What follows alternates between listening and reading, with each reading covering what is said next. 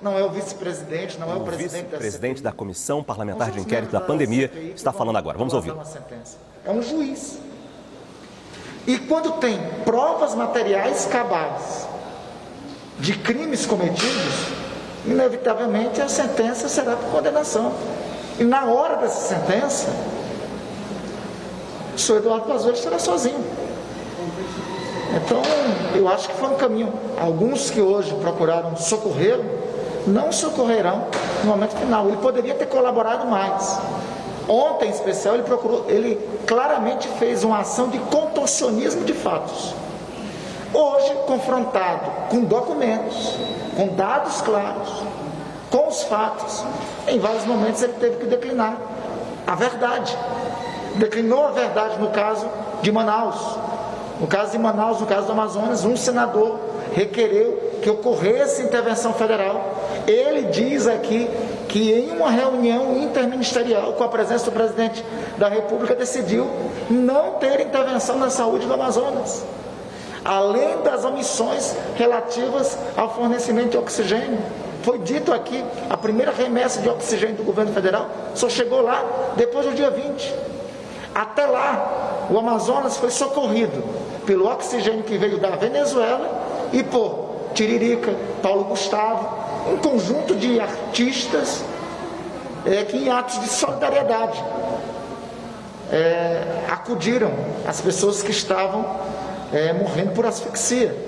Também acho que ficou patente a questão, acho que ficou evidente a questão das omissões, mais uma vez a questão das omissões em relação à vacina. Vocês viram, nós mostramos. Dia 29 de dezembro tem uma exposição de motivos de uma medida provisória, em que resolvia a dita controvérsia das chamadas cláusulas leoninas da Pfizer. Esta minuta e medida provisória foi subscrita pelo chefe da Casa Civil, Braga Neto, pelo ministro da Justiça, pelo chefe da AGU, pelo chefe da CGU, pelo senhor Eduardo Pazuello. No dia 6 de janeiro, essa medida provisória é editada, sem a cláusula que dava a tranquilidade, dava a garantia para a aquisição de vacinas. Qual a diferença da minuta do dia 26 de dezembro para a medida provisória do dia 6 de janeiro? Qual a diferença das duas? A diferença é só uma. No dia 26 de dezembro não tinha assinatura de Jair Messias Bolsonaro. No dia 6 de janeiro tinha. Depois editada a medida provisória, no dia 6 de janeiro, o Congresso Nacional, através de emenda minha, apresentou uma emenda, foi apresentada uma emenda. E a emenda foi rejeitada por orientação do governo. Existia claramente uma política anti-vacina, uma política de negação da vacina. E o outro elemento que fica patente pelas informações, também pelas evidentes informações aqui demonstradas, é que, lamentavelmente, a segunda onda que começa com o Amazonas no país, foi utilizado os amazonenses como uma espécie de cobaia para o chamado tratamento precoce. Senador, e qual a expectativa para o depoimento da secretária Maíra Ribeiro para a próxima semana que vem? Em especial, ela vai contribuir para dar mais detalhes sobre essa tragédia que aconteceu no Amazonas. Aliás, pelo início da segunda onda no país. A senhora Mayra Pinheiro esteve presente lá. É ela que é apresentada pelo senhor Eduardo Pazuello para falar do protocolo do Tratikov. Ela é uma das principais, uma das ardorosas defensoras do chamado tratamento precoce. Por todas essas razões, o depoimento dela tem importância na terça-feira para nós. Quinta-feira a CPI completa um mês, né? E qual a avaliação que o senhor faz desse período? Já temos algumas hipóteses que estamos sobre elas navegando. O negacionismo foi responsável por uma estratégia equivocada e, no meu entender, criminosa, de que a melhor fórmula de enfrentar a pandemia seria a infecção coletiva, a chamada imunidade de rebanho. Isso nos levou a sermos proporcionalmente o país que mais mata pela Covid-19 no planeta. Segundo, Ocorreu uma clara omissão do poder público no caso do Amazonas. O governo brasileiro negligenciou e deixou seus compatriotas morrerem por asfixia. Terceiro, uma decorrência dessa estratégia era negligenciar vacinas. Ocorreu isso com a Coronavac, ocorreu isso com o consórcio internacional Covaxin, ocorreu isso com a Pfizer. Essas três hipóteses, no meu sentir, estão presentes neste primeiro mês de Comissão Parlamentar de Inquérito. Obrigada, senador. Eu que agradeço. Nilson. Senador, tudo bem? A gente Tudo bom? está ao vivo aqui na Globo News. Ainda há uma indefinição a respeito da semana que vem. Terça-feira tem Mayra Pinheiro, mas não se sabe quem vai depor na quinta, e A quarta-feira... proposta da direção da CPI, Nilson, é terça-feira ser Mayra Pinheiro, quarta-feira realizarmos uma sessão deliberativa de requerimentos. Temos muitos requerimentos represados, então aí pretendemos enfrentar a todos, e na quinta ouvir o senhor Elcio Franco. E minha dúvida é, na quarta-feira, há uma sessão deliberativa, o senhor mesmo foi um dos propositores de um requerimento para quebra de sigilo bancário, fiscal, telemático, telefônico do ex-ministro da Saúde, Eduardo Pazuello. Há também requerimento de quebra de sigilo de Fábio Weingarten. Há pedidos de acariação. O que há de consensual que deve ser aprovado nessa quarta-feira desses requerimentos de quebra de sigilo e, eventualmente, de novas convocações? Sobre a quebra de sigilo, eu quero estender que também apresentamos requerimento de quebra de sigilo, e eu advogo que eles sejam votados, das empresas que foram contratadas no processo relacionado à reforma de galpões e da sede da superintendência do Ministério da Saúde no Rio de Janeiro. Isso é um caso gravíssimo, que inclusive vocês revelaram, e que eu acredito que deve ter um detalhamento de nossa parte. Ou seja, não é só do caso do senhor Eduardo Pazuello. Nós também temos que fazer a quebra de dados, e também a quebra total de dados das empresas envolvidas neste processo, no mínimo suspeito, ocorrido no Rio de Janeiro, no meio da pandemia. Só lembrar, 28 milhões de reais lá, daria para ter comprado já 750 mil doses de vacina, levando em consideração o preço da Coronavac ou o preço da vacina da Pfizer, né? Eu advogo termos um pouco mais de paciência sobre eventuais acariações. Eu acho que acariações, eu tenho dúvidas sobre a efetividade e a eficácia de acariações. Eu creio que nós, se for necessário, podemos apreciar mais adiante.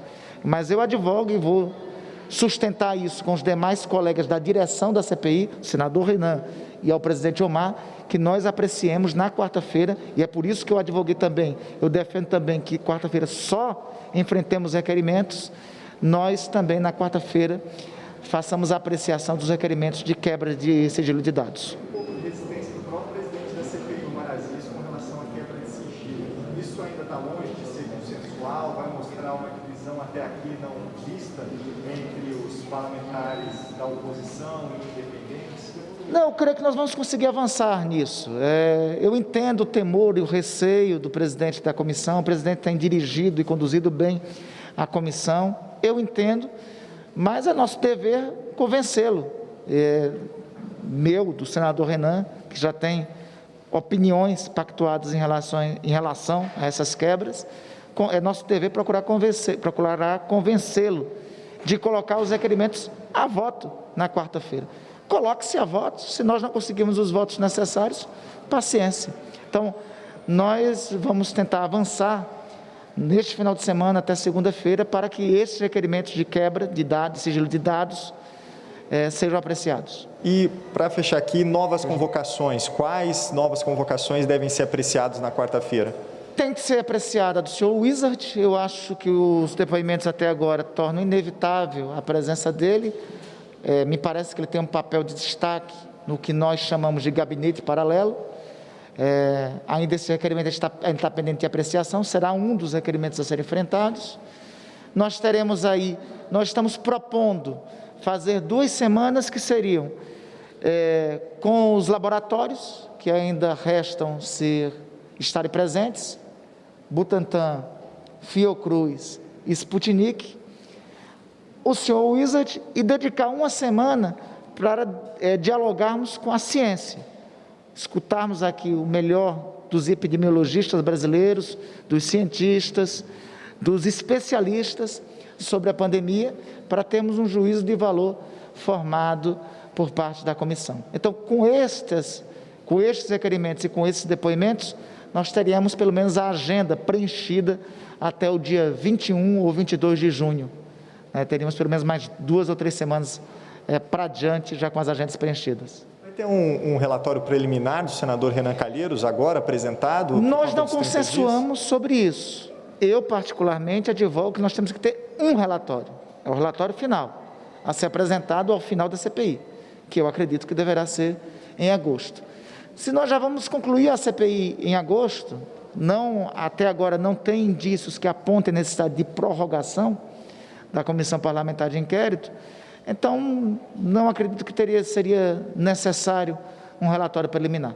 Mas me curvo à vontade do presidente, à vontade do relator Renan Calheiros, se compreenderem que este relatório preliminar é necessário. Obrigado. Eu que agradeço, Nilson. Bárbara? Tudo bem, senadora? A gente também está ao vivo na CNN. Eu queria pegar esse assunto que o Nilson tocou relacionado ao relatório preliminar. Queria saber do senhor também há uma possibilidade de se fazer alguma coisa mais temática, enfim, do que já se produziu também, tanto de depoimentos conflitantes aqui e de documentos que a CPI já tem na mão, se o senhor considera que tem algum tema que já dê para ter algum embasamento preliminar que poderia embasar esse relatório. Não, temos hipóteses, temos indícios. Como sempre digo, inquérito persegue fatos, não persegue pessoas. Então, nós temos indícios a serem perseguidos. A existência de gabinete paralelo, a existência de uma estratégia de imunização coletiva, como já disse, imunização de rebanho, como estratégia de enfrentamento à pandemia, que levou, inevitavelmente, ao agravamento da crise sanitária no país, aos números que nós temos hoje, as omissões para aquisição de vacinas, as omissões no caso específico de Manaus, no caso específico do Amazonas. Eu creio que essas são as hipóteses, os indícios a serem perseguidos pela Comissão Parlamentar de Inquérito, resumidamente, a esta altura. Nós já deliberamos na direção da CPI termos uma semana inteira dedicada à ciência, para ouvirmos cientistas, para ouvirmos técnicos, para ter a fundamentação científica necessária sobre todos os elementos que já foram trazidos sobre a eficácia do chamado, abre aspas, tratamento precoce ou não, o sentido da utilização desses medicamentos sem comprovação científica, sem efeito científico comprovado. Então, nós vamos ter uma semana, que provavelmente será a 2ª ou 3ª semana de junho, para tratar desse tema. O relator Renan Calheiros contabilizou 14, que ele chamou de mentiras, que ele entendeu do depoimento do ex-ministro da Saúde. Queria Só 14? uma avaliação do senhor. Só 14? Foi o que ele contou. O senador Renan foi modesto na contagem, eu acho que tem até mais. O depoimento do senhor Eduardo Pazuello ontem foi um exercício, quanto mais, de contorcionismo de fatos. Foi um exercício reiterado de fazer contorcionismo de fatos. Tanto que todos vocês da imprensa, nos noticiários à noite, revelaram a cada informação dada por ele a verdade no contraponto. No segundo dia de depoimento, hoje, quando ele começa a ser confrontado com os fatos, concretamente, aí não resta dúvida. Mas assim, eu não o culpo por isso. Ele veio aqui protegido por um habeas corpus. O que nos causou surpresa é que o habeas corpus não era para protegê-lo, era para proteger terceiro. Este terceiro é o presidente da República. Só que eu reitero aqui o que eu aconselhei ao senhor Eduardo Pazuello. Todo mundo tem o direito de dar conselho, o que eu aconselhei. Ele será abandonado. A melhor coisa que ele teria a fazer é contribuir com essa CPI. Ainda há tempo de fazê-lo. Porque na hora da decisão final, a sentença não será de membros da CPI. Não tem ninguém da CPI que vai proferir sentença. A sentença será de um juiz. Se ele nesse momento está amparado por uns, na hora da ação penal, que vier a sentença, esses que o amparam hoje o abandonarão. Senador, se o senhor, que é vice-presidente da CPI, o relator, falam tanto em contorcionismo de fatos que a gente tem visto aqui nos depoimentos, o que cabe à CPI fazer também para... No caso concreto do senhor Eduardo Pazuello, não, nada, porque ele estava protegido por habeas corpus. Só que ele poderia ter utilizado o habeas corpus para utilizar-se do direito constitucional de permanecer em silêncio. Só que ele preferiu falar. Só que protegido por um habeas corpus que estava, não poderia ter nenhuma medida mais dura da Comissão Parlamentar de Inquérito em relação a ele. Não tendo nenhuma medida mais dura da Comissão Parlamentar de Inquérito, ele optou por falar, para proteger o presidente da República. Isso ficou latente, evidente. No caso do oxigênio de Manaus, no caso os dois momentos que deixa escapar a responsabilidade é quando ele diz que a decisão de não constar as cláusulas de responsabilidade civil da Pfizer foi uma decisão de governo. Então, leia-se uma decisão do presidente da República. E quando ele declara que ocorreu uma reunião de ministros com o presidente da República para decidir a intervenção federal na saúde do Amazonas. E nessa reunião, o presidente dessa reunião decidiu, com o caos que estava vivendo o Amazonas, se decidiu não intervir. Ou seja, dentro desse horizonte de fatos conflitantes que o senhor falou, ainda dá para entender na avaliação do senhor que o depoimento do ex-ministro traz, digamos assim, essa responsabilização para dentro do Palácio do Planalto, foi isso? Apesar, mesmo com toda a resistência dele, principalmente no primeiro dia, mas eu acho que hoje, nas inquirições mais duras e mais firmes, ele não teve como esconder isso. São palavras dele. A decisão pela não intervenção na saúde do Amazonas, quando ocorria a crise de oxigênio, foi uma decisão de governo, presente presidente da República. A decisão de não editar medida provisória, com as chamadas, abre aspas, cláusulas leoninas, fecha aspas, que resolveria e pelo menos nos possibilitaria ter a vacina da Pfizer em janeiro, ele disse, foi uma decisão de governo. Governo, quem responde por governo. Ao que me parece, quem responde pelo governo é somente uma pessoa no regime presidencialista que nós temos. Obrigada, senador. Disponha, Bárbara. Renata. Para te perguntar, para ficar mais claro, o que pode acontecer com o ex-ministro Eduardo Pazuello agora, depois dos trabalhos da CPI? Porque vocês mandam para o Ministério Público. Qual é o desdobramento disso? O que pode acontecer? E só mais uma dúvida. Carlos Bolsonaro está na mira da CPI para ser convocado? Eu não tenho nenhuma obsessão por essa convocação. E também a CPI, a maioria dos membros não tem. Nós queremos convocar todos que tenham fatos, tenham relação com os fatos determinados. Então,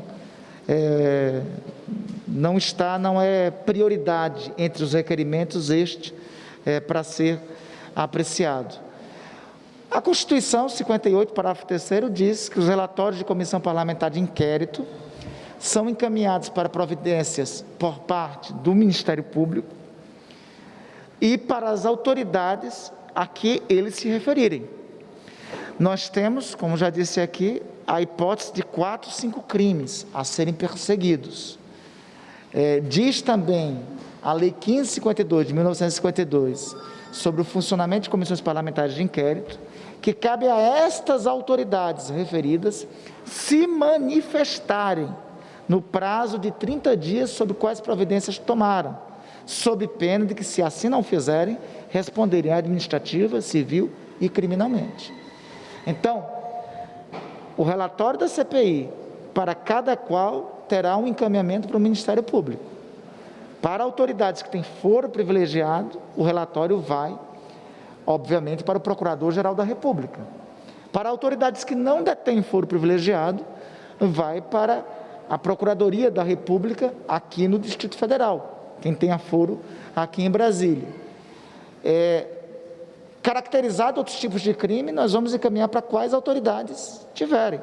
Caracterizado, por exemplo, o crime de genocídio, nós não só encaminharemos ao Ministério Público, O Brasil também é signatário de acordos internacionais que têm força de emenda constitucional no nosso ordenamento jurídico, entre eles o Acordo Internacional do Tribunal Penal Internacional.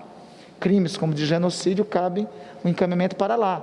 Não apareceu essa hipótese ainda, mas temos requerimentos também para apreciar mais adiante de convite ou convocação de liderança dos povos indígenas. Para também, esta é uma hipótese que nós, acredito, temos que analisar mais adiante. Especificamente em relação ao Pazuello, pelo que o senhor percebeu, em que crimes ele poderia ter incorrido? Olha, homicídio culposo, homicídio doloso, crime contra a ordem sanitária, pelo menos esses 3.